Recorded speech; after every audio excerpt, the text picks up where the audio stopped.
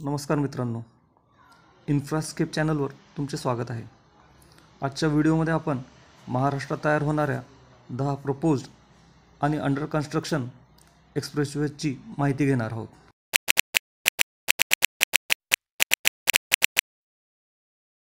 Pune Bangalore expressway हा 700 kilometre लांबीचा proposed 8 lane greenfield access controlled expressway आहे। हा एक्सप्रेसवे भारतमाला परियोजनेअंतर्गत डेव्हलप केला जाईल। हा एक्सप्रेसवे महाराष्ट्रातील 3 आणि कर्नाटकातील 9 अशा एकूण 12 जिल्ह्यांमधून जाईल। या महामार्गामुळे पुणे आणि बेंगलोर दरम्यानचा ट्रॅव्हल टाईम 15 तासावरून 7 तासांपर्यंत कमी होईल।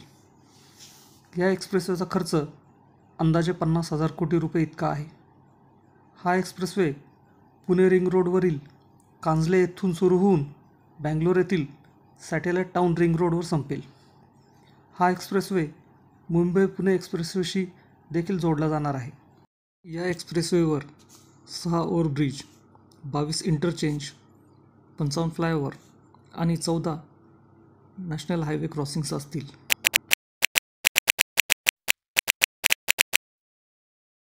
शक्तिपीठ एक्सप्रेसवे हा एक अप्रूव्ड 802 किलोमीटर लांबीचा 6 लेन ॲक्सेस कंट्रोल्ड एक्सप्रेसवे आहे, जो नागपूरला गोवा राज्याशी जोडेल। हा महामार्ग महाराष्ट्रातील 12 जिल्ह्यांमधून आणि गोव्यातील एका जिल्ह्यामधून जाईल। MSRDCद्वारे त्याला ऑपरेट आणि मेंटेन केले जाईल।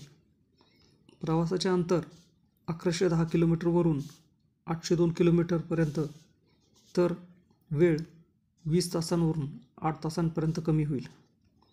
या एक्सप्रेसवेचे बजेट अंदाजे 83,600 कोटी रुपये इतके आहे। महालक्ष्मी, तुळजाभवानी आणि पत्रादेवी या शक्तिपीठांवरून हा महामार्ग जात असल्यामुळे याला शक्तिपीठ एक्सप्रेसवे असे नाव देण्यात आले आहे। हा महाराष्ट्रातील सर्वाधिक लांबीचा एक्सप्रेसवे असेल।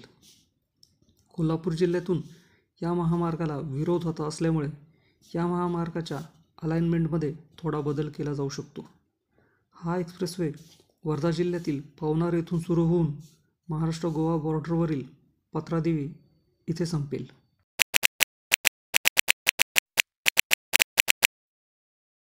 कोकण एक्सप्रेसवे हा प्रपोज्ड 376 किलोमीटर लांबीचा 6 लेन ग्रीनफील्ड एक्सप्रेसवे आहे, जो 150 किलोमीटर पर आवरच्या स्पीडसाठी डिझाईन केला जाईल। हा एक्सप्रेसवे नवी मुंबई आणि सिंधुदुर्गला जोडेल। या एक्सप्रेसवेमुळे मुंबई आणि सिंधुदुर्गमधील प्रवासाचा वेळ सध्याच्या 6 ते 7 तासांवरून 3 तासांपर्यंत कमी होण्याची अपेक्षा आहे। हा एक्सप्रेसवे महाराष्ट्राच्या किनारपट्टीला समांतर असेल आणि रायगड, रत्नागिरी, सिंधुदुर्ग या 3 जिल्ह्यांना जोडेल। हा महामार्ग बनवण्यासाठी अंदाजे 68,720 कोटी रुपये इतका खर्च येईल। कोकण एक्सप्रेसवेचा DPR तयार झाला असून लँड ॲक्विजिशन सुरू आहे। या एक्सप्रेसवेवर 49 minor bridge, 21 major bridge, 3 railway overbridge, 51 viaduct, 41 tunnel, 68 vehicle overpass, 45 vehicle underpass, 14 interchange, 15 toll plaza आणि 8 वे साईड अम्युनिटीज असतील। या एक्सप्रेसवेमुळे टुरिझम वाढेल आणि रोजगाराच्या संधी निर्माण होतील।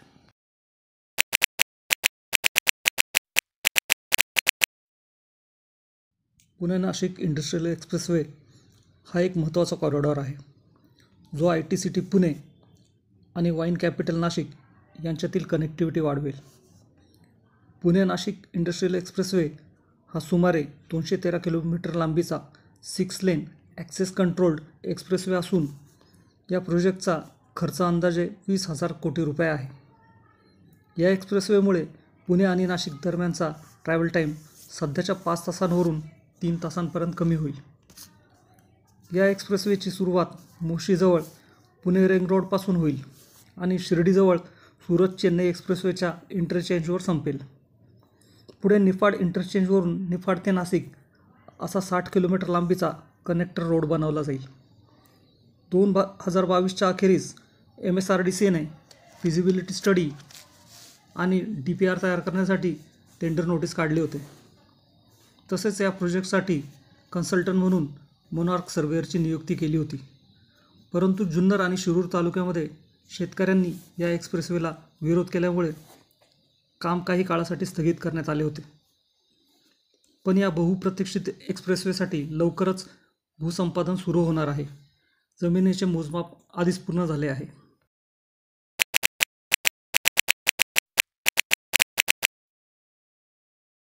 जालना नांदेड एक्सप्रेसवे हा ग्रीनफील्ड 6 लेन ॲक्सेस कंट्रोल एक्सप्रेसवे आहे.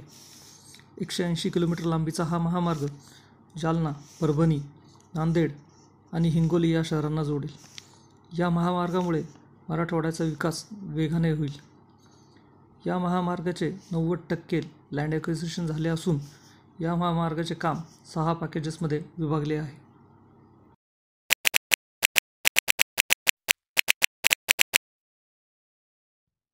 Virar Alibag multi module corridor हा 126 किलोमीटर लांबीचा ॲक्सेस कंट्रोल्ड एक्सप्रेसवे आहे, जो 120 km/hच्या स्पीडसाठी डिझाईन केला आहे.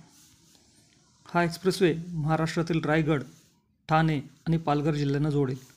हा प्रोजेक्ट MSRDCद्वारे डेव्हलप केला जात असून हा प्रोजेक्ट 2 टप्प्यात तयार केला जाईल.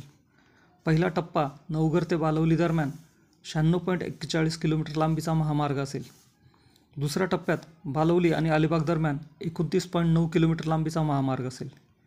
या प्रकल्पाचा अंदाजे खर्च 55,000 कोटी आहे. या प्रोजेक्टला मल्टी मॉडेल कॉरिडॉर असे नाव देण्यात आले आहे कारण त्यात रोड, रेल्वे आणि मेट्रोचा समावेश असेल, जेणेकरून एक इफिशियंट ट्रॅफिक नेटवर्क तयार करता येईल. या प्रोजेक्टमध्ये 26.5 किलोमीटर लांबीची एक मेट्रो लाईन असेल, जे एक्सप्रेसवेला समांतर धावेल. हे metro line Navi Mumbai airport आणि JNPTला जोडेल. या कॉरिडॉरमध्ये 8 इंटरचेंज, 21 फ्लायओव्हर, 5 टनेल, 40 मेजर आणि 32 मायनर ब्रिज, 28 व्हेकल अंडरपास आणि 120 कल्वर्ट असतील. या एक्सप्रेसवेची लँड ॲक्विजिशन आणि बिडिंग प्रोसेस चालू झाली असून 2030पर्यंत हा प्रोजेक्ट पूर्ण करण्याचे टार्गेट MSRDCने ठेवले आहे. हा एक्सप्रेसवे पूर्ण झाल्यानंतर वसई विरार, ठाणे, कल्याण डोंबिवली, भिवंडी, नवी मुंबई, उरण पनवेल या महानगरांबरोबर JNPT आणि नवी मुंबई इंटरनॅशनल एअरपोर्टला मोठा फायदा होणार असून येथील प्रवासी व अवजड वाहतूक वेगवान होण्यास मदत होईल.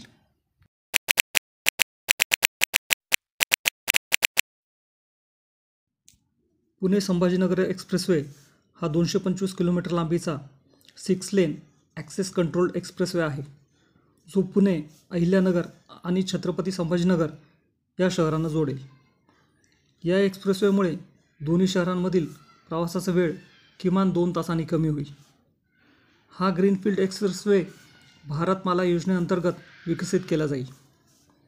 हा एक्सप्रेसवे 2 फेजेसमध्ये तयार केला जाईल.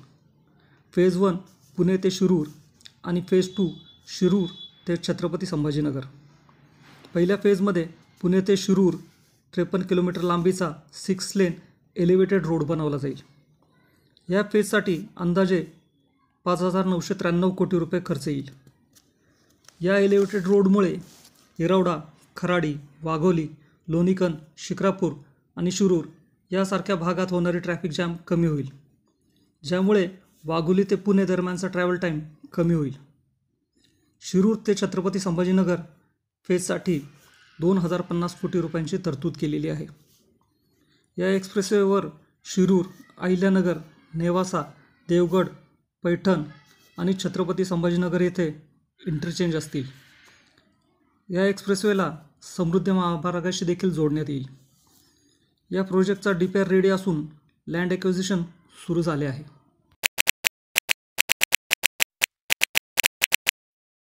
सुरत चेन्नई एक्सप्रेसवे हा 1271 किलोमीटर लांबीचा 6 लेन ॲक्सेस कंट्रोल्ड एक्सप्रेसवे आहे, जो गुजरातमधील डायमंड सिटी सुरतला तामिळनाडूची राजधानी चेन्नईशी जोडेल.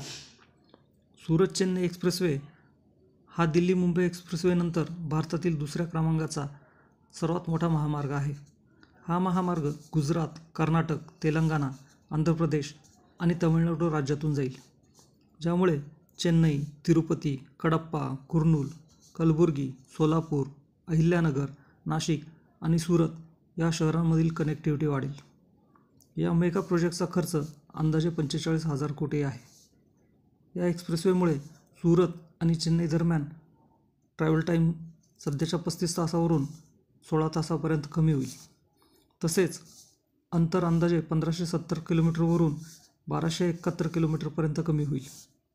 या प्रोजेक्टमध्ये सुरत ते सोलापूर आणि सोलापूर ते चेन्नई असे 2 इकॉनॉमिक कॉरिडॉर तयार केले जातील. हा एक्सप्रेसवे ग्रीनफील्ड आणि ब्राऊनफील्ड असा दोन्ही प्रकारे बनवला जाईल. या एक्सप्रेसवेच्या काही भागांमध्ये लँड ॲक्विजिशन आणि बिडिंग प्रोसेस चालू आहे आणि काही भागांमध्ये एक्सप्रेसवेचे बांधकाम सुरू झाले आहे.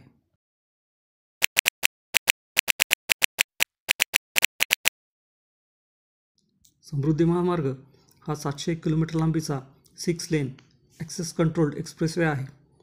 हा एक्सप्रेसवे महाराष्ट्राची राजधानी मुंबईला उपराजधानी नागपूरशी जोडतो. हा महामार्ग 10 जिल्हे, 26 तालुके आणि 390 गावांमधून जातो. या मार्गामुळे मुंबई आणि नागपूरमधील अंतर 8 तासात पूर्ण होईल. या प्रोजेक्टचे बजेट 55,335 कोटी रुपये इतके आहे.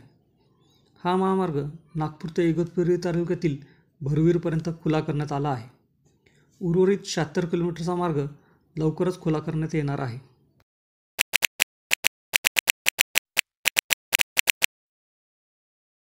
दिल्ली मुंबई एक्सप्रेसवे हा 1350 किलोमीटर लांबीचा ग्रीनफील्ड 8 लेन ॲक्सेस कंट्रोल्ड एक्सप्रेसवे आहे. हा एक्सप्रेसवे अंडर कन्स्ट्रक्शन असून तो भारताची राजधानी दिल्लीला आर्थिक राजधानी मुंबईशी जोडतो. या मेगा प्रोजेक्टचे बजेट 1,00,000 कोटी रुपये आहे. हा एक्सप्रेसवे भारतातील सर्वात जास्त लांबीचा एक्सप्रेसवे आहे. 1350 किलोमीटर लांबीचा दिल्ली मुंबई एक्सप्रेसवे 4 सेक्शनमध्ये विभागला गेला आहे. Section 1 DND Faridabad KMP 12 kilometre, जो दिल्ली NCRमध्ये आहे. सेक्शन 2 सोहना वडोदरा 844 किलोमीटर, जो हरियाणा, राजस्थान, मध्य प्रदेश आणि गुजरातमध्ये आहे.